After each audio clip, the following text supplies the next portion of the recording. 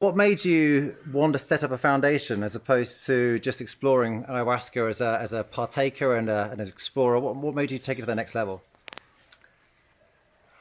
Well, I first came down to Iquitos, Peru in 2003 to save my own life. I was spiraling downward into heroin addiction. I was really like messing my life up.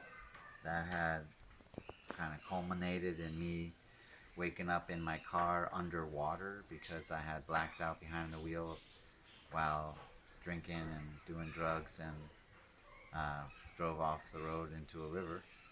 Um, and when I came down, I certainly wasn't planning to open a retreat center, but during my experience, I was having very profound experiences, and the curandero, or the shaman that I was working with, Don Juan, he, in the third ceremony with him, told me that it was my path to be a healer, and he invited me to live with him and study with him and follow the path to be a curandero or a shaman.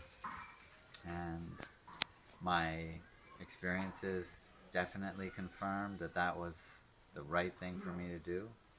And so in January of 2004, I moved to Iquitos, Peru, and I started living with him and studying with him. And at that time, like anyone, you're looking at the your past experiences, connecting dots from your past to project forward, see where it's all headed.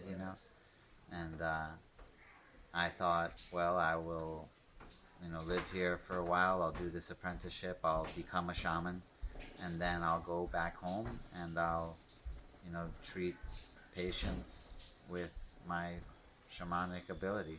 I didn't really understand exactly what I was getting myself into, but while I was there, people would just show up, and I was essentially my teacher's assistant, and they would be tourists or foreigners that didn't speak Spanish oftentimes, so I'd find myself translating and also find myself explaining, like, how to optimize your experience, how to get more from the treatments and the ceremonies, and some of those people would come and stay at our house, and I would get to know them, and again, like, just in the way of connecting the dots, I started to think, well, maybe I should offer like a treatment program based on my own experiences. And